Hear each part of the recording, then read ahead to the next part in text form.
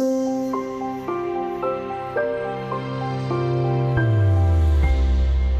all the behavioural biases that people are prone to, one of the most prevalent is optimism bias. We typically assume that things are going to turn out better than they do, and we overestimate the control that we as individuals have over events. It's widespread, and it's one of the things that you really need to guard yourself against as an investor. Both your own optimism, but also other people being optimistic with your money is also a thing that can really trip you up and lose you a lot of money. Even people going to casinos, where it's not very much dependent on your own skills, have this optimism that they're going to beat the odds of the casino. That's why you'd go playing, right? And of course it comes out not to be true. Same in the financial markets. So that's just something we have, and it's actually the hardest thing to learn is not to be optimistic. It's really difficult. It takes actually a lot of time and a lot of experience, and there are very few investors out there who have this cool realism that will make you successful as an investor.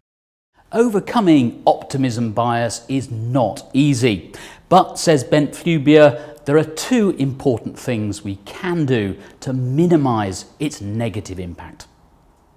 The first thing is to realize that you do have it. You have optimism bias, so we are all biased. So the first thing is to realize I'm biased, and then take it from there.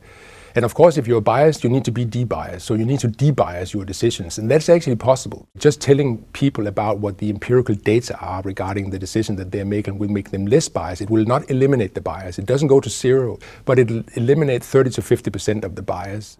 But, says Professor Flubier, there's a more effective way to tackle optimism bias.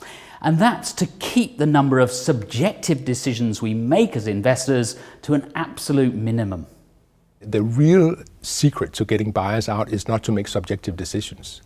You basically want to make decisions that are more or less automatic. So instead of trying to time the market, you will say, like, if you are investing and say, I'm going to invest every 3 months on a specific date, I'm going to invest whatever I have at that moment, I'm investing. And if you do it like that, every 3 months you're investing, you'll do better than if you try to save up your funds and figure out where the market is going and then try to time the market. Optimism bias has to have an opportunity to kick in, right? And that's only when we make subjective decisions. That's when it kicks in. So the more you can eliminate those and go on autopilot, so to speak, the better off you will be in making investment decisions. Professor Flubier is also, incidentally, a strong advocate of indexing. Using passive funds, he says, limits the danger of being tripped up by optimism bias, either your own or other people's.